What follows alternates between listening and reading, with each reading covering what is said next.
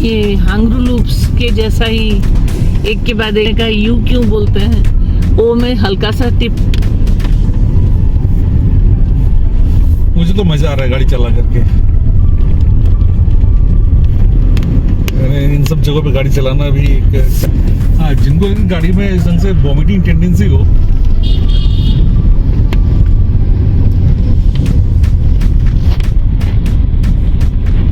To या 3 gear पे ही चला सकते हैं।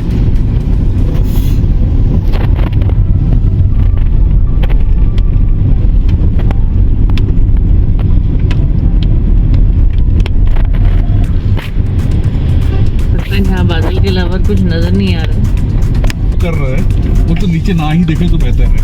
ड्राइविंग में मजा आता है, वो ये रूट ट्राई करे कर दिया गया। अब मुझे ग्रीन सिग्नल दिया गया है क्योंकि वो इतना बेंड हो लेता है कि बाकी और मंजिल मिल गई रास्ते याद रह गए, मंजिल मिल गई रास्ते याद रह गए, कुछ पल आंखों में कुछ दिल के पास रह गए। हेलो दोस्तों, आप देख रहे हैं ड्राइव एंड प्ले एट 50 और हमारी आसाम से काठमांडू रोड ट्रिप सीरीज का लास्ट एपिसोड में आप सबका स्वागत है।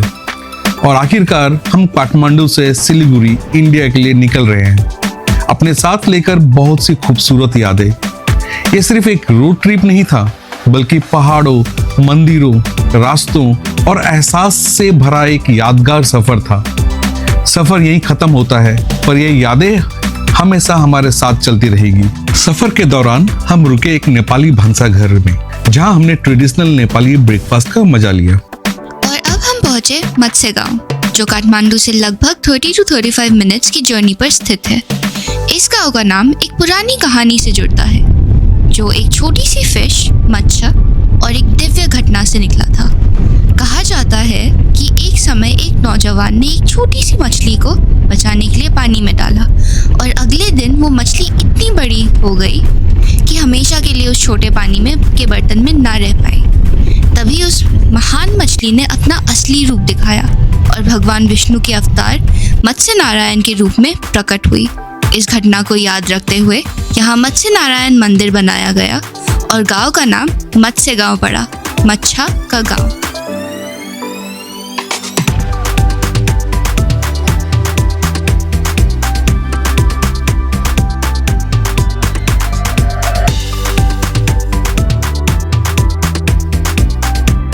गुजरते लम्हों को मुट्ठी में कैद कर लो, नए शहर, नए लोग, हर मंजर याद कर लो। फिर ये सफर लौटकर कभी नहीं आएगा, हर लम्हे को जी लो, इसे एक ख्वाब कर लो।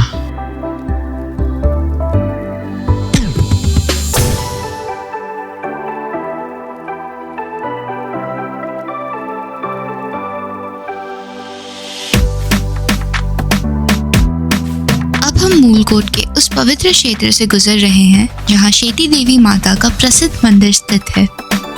इस जगह को लोग सिर्फ एक दर्शन स्थल नहीं, बल्कि अपनी आस्था और विश्वास का केंद्र मानते हैं। कहा जाता है कि जो भी भक्त सच्चे मन से यहाँ शेटी देवी माता से मन्नत मांगता है, माँ उसकी मुराद अवश्य पूरी करती है। जब मन्नत पूरी होती है तो भक्त अपना वचन पूरा करते हुए पहाड़ के दीवारों पर शीशे लगवाता है। इसी श्रद्धा का परिणाम है कि लगभग 1 किलोमीटर तक ये पूरा माउंटेन वॉल हजारों आईनों से सजा हुआ नजर आता है। सूरज की रोशनी पड़ते ही ये शीशे पूरे रास्ते को रोशन कर देते हैं, जैसे माँ शेटी देवी का आशीर्वाद इस पूरे इलाके पर बरस रहा हो।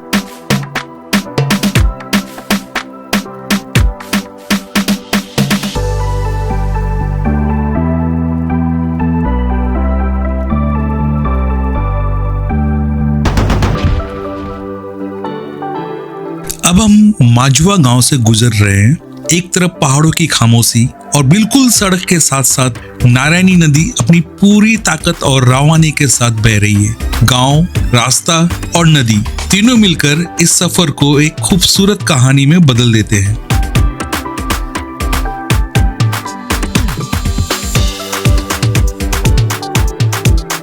किसी ने क्या खूब कहा है, ये रास्ता है सुहाना, ये रास्ता है सुहाना, हर पल हसीन है। ये रास्ता है सुहाना, हर पल हसीन है। खुली हवाओं में डूबी ये दिल की जमीन है।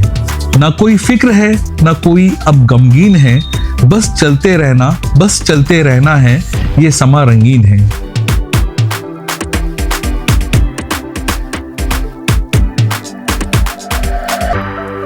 अभी सुबह के लगभग 10:30 बज रहे हैं और हम क्रॉस कर रहे हैं सैनिक भीमेश्वर एरिया। ये जगह नेपाल के बागमती प्रोविंस में स्थित है और अपने प्रसिद्ध भीमेश्वर महादेव टेम्पल के लिए जानी जाती है। भीमेश्वर मंदिर भगवान शिव को समर्पित है, जिसे दुलक्खा भीमेश्वर के नाम से भी जाना जाता है।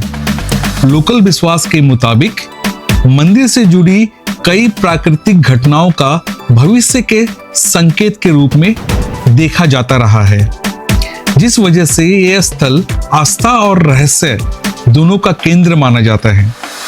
पहाड़ों, ठंडी हवा और सुबह की रोशनी के साथ भीमेश्वर का यह रास्ता सफर को और भी पवित्र और यादगार बना देता है। मैं अपना ध्यान रखा। ये हांगरू लूप्स के जैसा ही एक के बाद एक हम यू पिन ले रहे हैं। संजय ने कहा यू क्यों बोलते हैं, वो मैं हल्का सा टिप टू पोछ दिया है। मुझे तो मजा आ रहा है गाड़ी चला करके।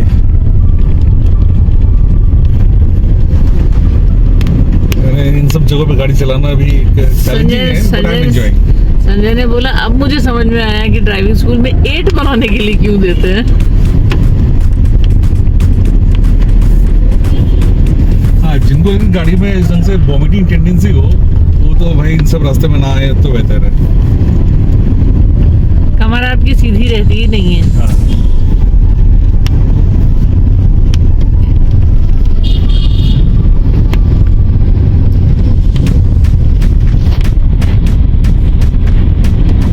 गाड़ी मैक्सिमम 2 या 3 गियर पे ही चला सकते हैं।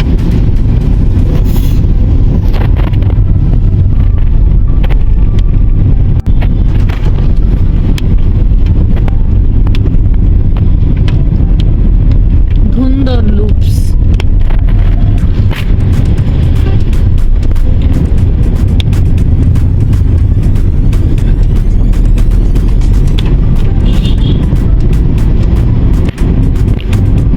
हाइट और बगल में खाई का डेप्थ आप अंदाजा लगा सकते हैं, जहाँ बादल के अलावा कुछ नजर नहीं आ रहा है।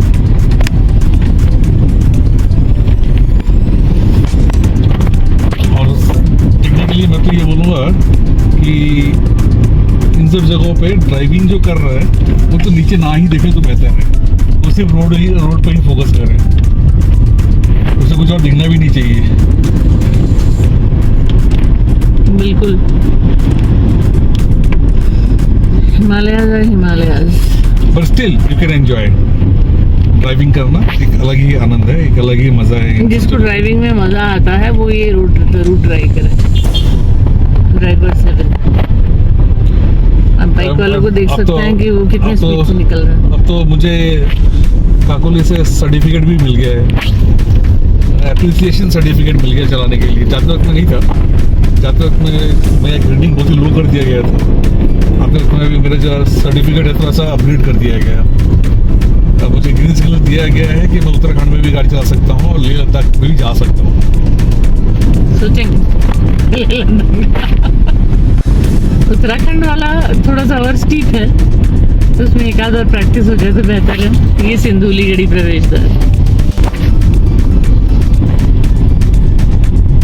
यहाँ पे तो पॉज करके भी वीडियो कर सकते हो बीच बीच में।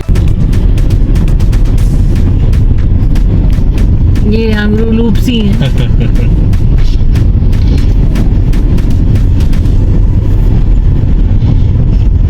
जगह जगह में जो आपको रास्ता अचानक आधा से गायब हो जाता है, क्योंकि वो इतना बेंड हो लेता है कि बाकी और कोई मेरी बेटी से पूछे भाई इन सब जगहों पे भी वो सो सकती है, सब कुछ भूल भाल के, सब कुछ छोड़ छाड़ के। हाँ, वो मजे ले रही है सो करके। बीच में उड़ी थी एक बार, उठ करके बोलती है nice place but good to sleep. Nice place good to sleep in this type of bends बोल के फिर सो ली। Bends and the weather.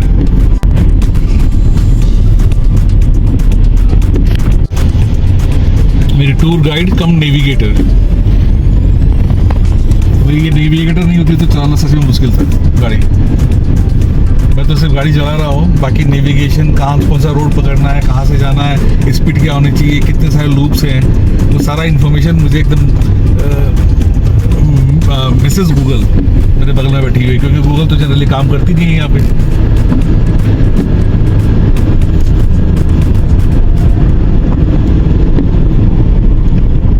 मुझे भी संजय ने सर्टिफिकेट दिया। हाँ।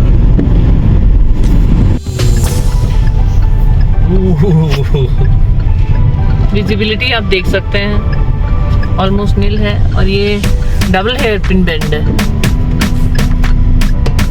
स्लो डाउन स्लो मतलब भयंकर स्लो करके चलाओ, एकदम विजिबिलिटी बिल्कुल भी नहीं है।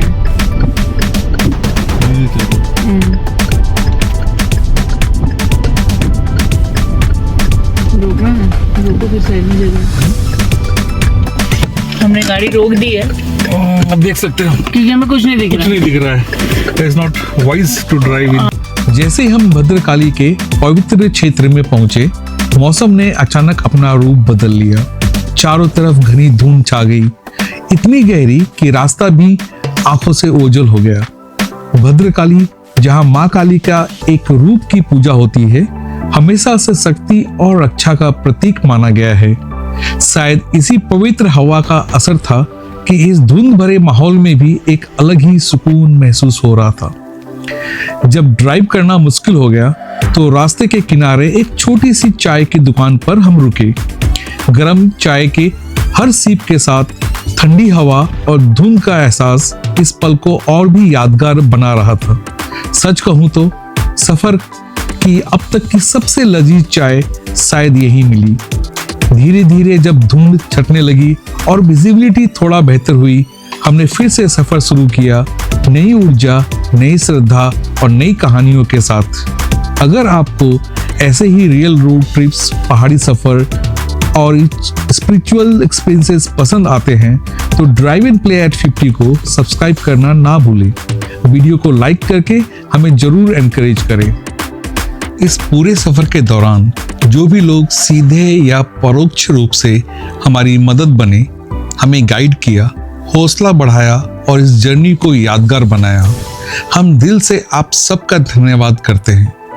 ये ट्रिप सिर्फ एक रोड जर्नी नहीं थी, बल्कि लोगों, जगहों और अनुभवों से भरा एक खूबसूरत सफर था, जिसे हम कभी भूल नहीं पाएंगे।